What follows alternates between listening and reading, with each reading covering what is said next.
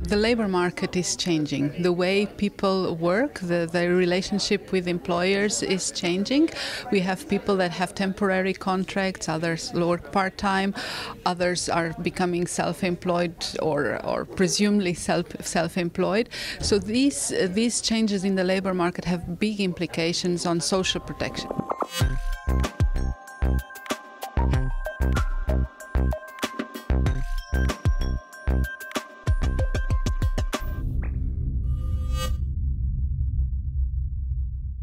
Income protection gaps are a European or an international problem, and they are increasing.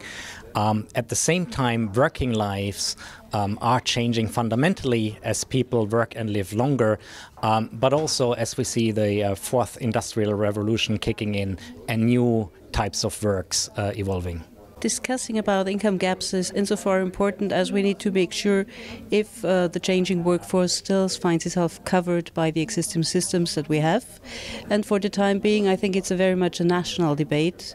It's about awareness raising at the national level. If we can find some income gaps on the one hand, and on the other hand, to check what are the possibilities to overcome these. That solidarity-based social protection schemes are the key to guarantee an inclusive system which is leaving no one behind, and the need to tackle the overall picture, which is making self-employed workers and atypical workers tackle the challenges to access to social protection, both as a right and also de facto access to these protection rights. At European level, we have now launched something called the European Pillar of Social Rights, and this is now being translated into new European law.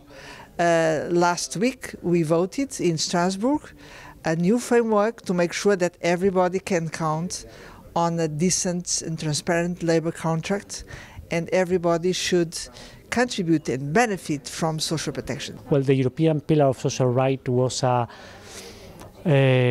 long-lasting demand of the progressive family, the European trade union movement, so it is welcomed, and we are among those who support it. Of course, we can remain critical with some aspects of it. What we mean by social protection is how you are covered in case of unemployment, in case of sickness, in case of an accident at work.